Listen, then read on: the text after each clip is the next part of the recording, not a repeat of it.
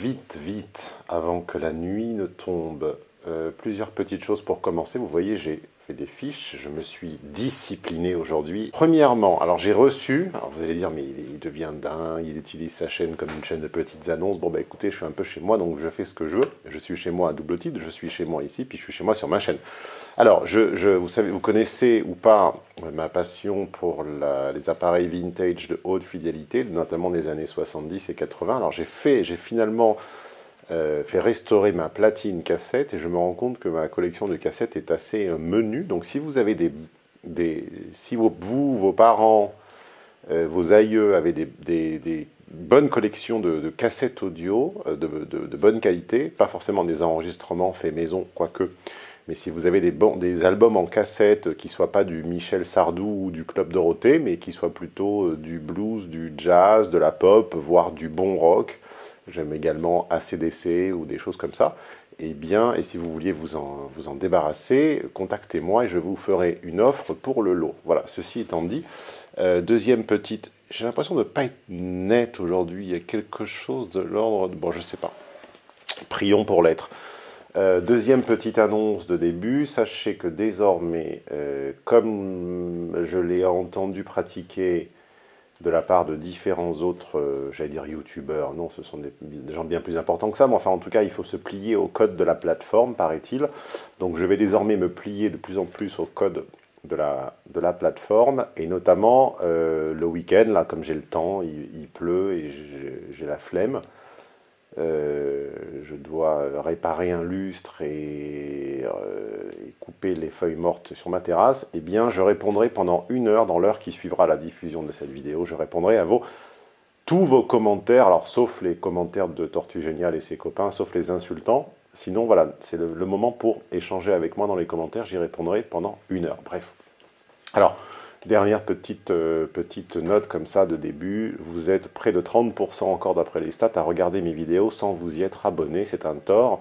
Alors au début je pensais que c'était volontaire, je me disais que ça avait quelque chose de l'ordre de la stratégie, et en m'entretenant avec vous je me rends compte qu'en fait c'est simplement que certains d'entre vous ignorent la différence, car l'algorithme YouTube étant sophistiqué, il leur remonte tout de même mes contenus même sans être abonné. Sachez que quand vous fonctionnez comme ça, hein, pas vrai Armel, quand vous fonctionnez comme cela, en réalité, l'algorithme ne vous remonte que ce qu'il veut et vous ratez des vidéos qui auraient pu vous intéresser plus. Donc, soyez certains, si ce que je vous dis fait sens et vous apporte de la valeur, comme on dit dans les sociétés, de cliquer sur le bouton abonner, sur la cloche, comme ça vous êtes sûr de ne rien rater et vous ne remettez pas votre sort entre les mains d'un algorithme. Alors, pourquoi qu'est-ce que c'est que cette histoire de thèse? Voilà, on me reproche la Tortue Géniale et ses copains, si vous ignorez encore qui est Tortue Géniale, je vous l'explique dans le coin, me reproche de n'avoir fait de thèse, de n'avoir pas soutenu de thèse comme on dit, et je me rends compte que c'est quelque chose sur lequel je ne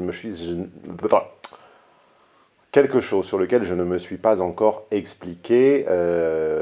J'ai besoin que vous compreniez quelques présupposés, quelques bases. Alors, il faut savoir qu'une thèse... Alors, en fait, voilà, il faut comprendre ce que c'est qu'un labo de recherche. Un labo de recherche, c'est... Enfin, en tout cas, moi, j'utilise la terminologie de ce que j'ai vécu, hein, début des années 2000, quand j'ai suivi, validé, etc., mon DEA, diplôme d'études approfondies en sociologie à Sciences Po. Alors, je peux en parler d'autant plus librement que le directeur de Sciences Po de l'époque, Richard Descoings, est décédé, comme vous le savez, dans des conditions... tragidrolatiques ou drôlo-dramatiques, avec un balai dans le fion à New York, dans une chambre d'hôtel, avec une bouteille un flacon de poppers à côté et des numéros d'Escort Boy, je crois. L'idée qu'on a, c'est tout est complot, tout est conjuration, tout est copinage, tout est dans tout. Non, c'est pas comme ça que ça marche. C'est pas comme ça, et tant mieux d'ailleurs. Alors vous cherchez, vous dites, oh là là, mais c'est très compliqué, il y a trait de la charrière, ce qui va pas. Il y a un risque de connivence, c'est très simple en même temps. Mais non, il y a d'abord une réalité de la transparence. Et le président d'honneur du DEA, Michel Crozier, est décédé également depuis. Il m'est apparu tout à fait clairement que le vrai problème des rapports humains dans cette entreprise, c'était la dépendance et le pouvoir. Donc bon, bref, en tout cas, je vais donc témoigner de ce que j'ai vécu et surtout tenter de contextualiser et de remettre en place un petit peu des comparaisons économiques. Quand j'expliquais dans mes contenus professionnels, car vous savez que je ne suis pas là uniquement pour vous mettre des gifles de réalisme et vous sortir du marécage relationnel amoureux, je vous sors également de l'enfer du salariat et du marécage relationnel professionnel.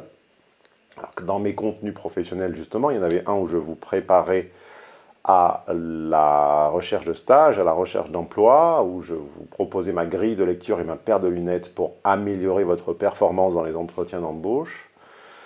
Et j'avais souvent besoin d'expliquer aux étudiants en école, notamment aux écoles de commerce, en école d'ingénieur, un peu la chaîne alimentaire, l'ordre dans lequel le marché se régissait, régentait la chaîne alimentaire. Beaucoup d'entre eux, alors je leur demandais, comme dans toute situation, je leur demandais, bon alors très bien, tu es étudiant dans telle école, parfaitement, tu es en dernière année, tu t'apprêtes, etc. Focalise-toi, perds de vue ton projet obsessionnel et tente de comprendre la logique économique dans laquelle tu te trouves. Qui achète, qui est le produit, qui vend et qui encaisse. Donc là, en général, j'avais des visages pour le moins interrogatifs, parfois désabusés, ou voire presque gênés par cette réflexion. Et vous reconnaissez d'ailleurs, les plus fidèles reconnaissent le petit t-shirt rouge, c'est mon t-shirt du dimanche, parce qu'on est dimanche. Et donc, un petit peu désarçonné, il finissait généralement par me répondre qu'il croyait être le client de leur école. C'est-à-dire qu'ils croyaient, en échange de leur force de travail, qui serait un peu la rétribution qu'ils fourniraient à l'école, que celle-ci leur devait une valeur ajoutée. Et en réalité, ils se trompaient bien entendu. Dans l'accession au marché de l'emploi pour les scolaires, le client, c'est l'entreprise. Le produit, c'est l'étudiant. L'école a pour vocation tacite d'acheter un étudiant en mode matière première, c'est-à-dire de le payer le moins cher possible à la sortie de la classe prépa ou du baccalauréat, de le formater et d'en fabriquer un produit prêt à délivrer son maximum de performance le plus rapidement possible avec le meilleur taux de fiabilité possible, au client final qui est en réalité l'école. C'est pour ça que beaucoup d'étudiants traversent la vie scolaire avec cette sensation diffuse que finalement leur professeur s'adresse à eux mais indirectement, on ne les voit pas beaucoup, les choix moins qu'ils ne le désireraient, cette sensation d'être un petit peu personne en réalité dans la fac ou dans l'université, c'est parce qu'effectivement ils ne sont pas le client, ils sont le produit. Appliquons cette même logique au laboratoire de recherche. Le client d'un laboratoire de recherche, c'est-à-dire celui qui va fournir les sous, qui fournit les sous, par qui les labos de recherche sont-ils subventionnés? Ils sont subventionnés à deux sources, l'État, c'est-à-dire nous, et alors l'État, ça peut être les collectivités locales, ça peut être parfois l'Union européenne, on verra que c'était le cas de mon DEA, mais également les entreprises privées. Parmi les missions que j'ai remplies, c'est une mission qui porte officiellement le nom de travaux d'études, de travaux d'enquête, etc. En fait, ce sont quasiment des missions de conseil. On avait pour client une collectivité locale, en l'occurrence la mairie d'une région de la proche couronne parisienne pour une réorganisation. On avait également une société, une branche de France Télévisions qui s'occupait de la retransmission du Tour de France et d'événements sportifs. Et on avait également le groupe Auchan, la famille Auchan, le groupe de supermarchés qui était confronté à quelques dilemmes organisationnels que nos outils, que notre sociogramme leur ont permis, en tout cas je l'espère, je n'ai pas été tenu au courant, de voir d'un autre œil. Donc, dans cette logique-là, en réalité, les sujets de thèse, dans cette logique-là, il faut comprendre que pendant une thèse, vous êtes en réalité un poids pour votre laboratoire de recherche, car vous représentez un coût fixe mensuel, plus un bureau, plus les disponibilités de votre tuteur. Donc vous prenez du temps, vous coûtez de l'argent et vous coûtez également de la matière grise humaine, vous coûtez de la disponibilité.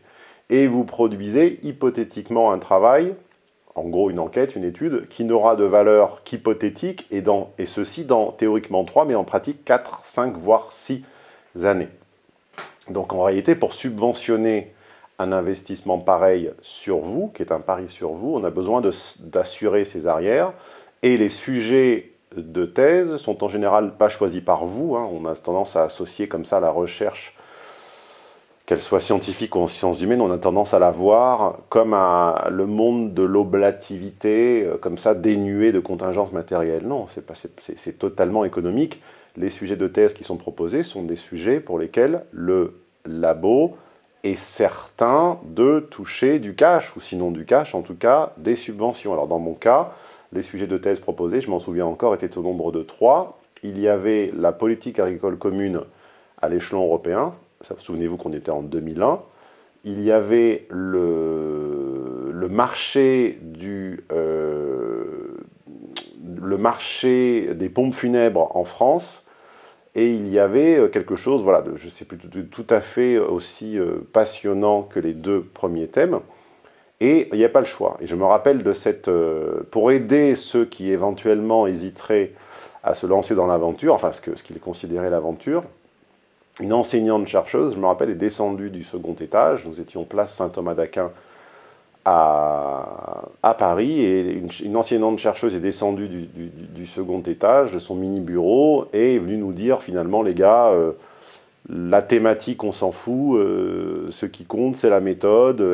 Elle prenait pour exemple son enquête à elle, où finalement elle se moquait complètement du sujet, ne comptait pour elle que le fait d'être au chaud et rémunéré de façon stable, même si médiocre, pendant plusieurs années, d'être encadré, d'avoir à fournir un certain nombre de feuilles par mois. Bref, c'était un peu une petite fonctionnaire d'État zélée. Voilà.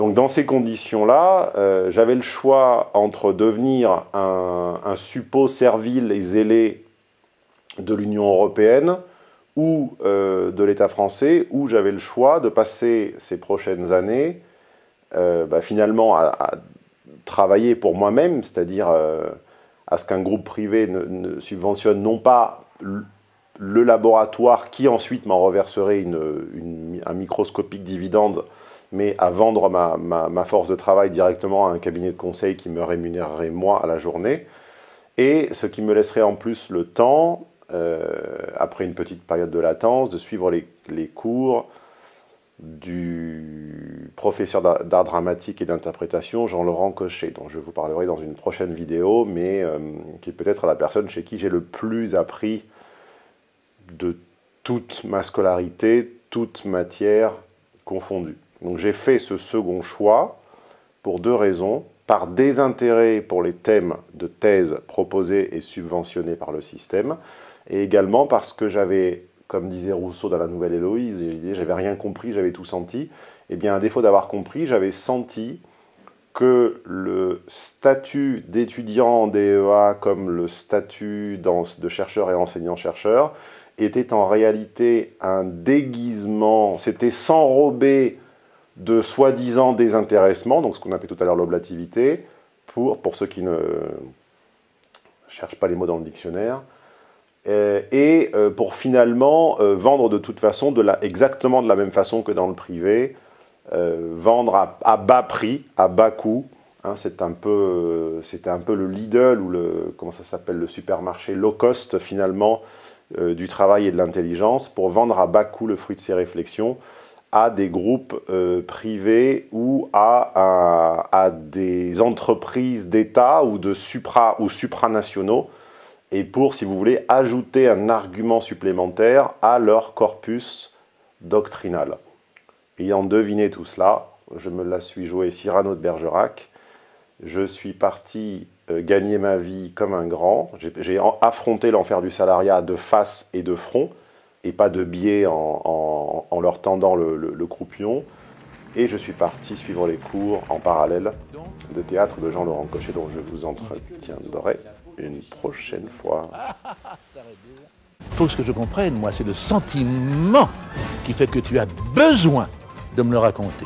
que l'homme ici-bas appelle le génie, à tort, c'est le besoin d'aimer. Donc il faut que tu aimes suffisamment les propos que tu défends et les gens à qui tu t'adresses. Un comédien, c'est un personnage qui raconte qui il est, c'est-à-dire dans quelle situation il est et dans quel sentiment il est. Qui je suis, où je suis, à qui je parle. Toutes les règles sont énoncées. Que pensez-vous de lui? De qui? Je te le grossis, hein. Après on resserre. On travaille lentement, 2 mesures en 1 heure, puis après... Il ne faut jamais penser ce qu'on dit, au contraire de ce que disent les cons. Jamais. Tu penses toujours avant. Tu anticipes, toujours. Comme disait Copo, il ne s'agit pas d'être bien ou d'être mauvais, il s'agit d'être ça.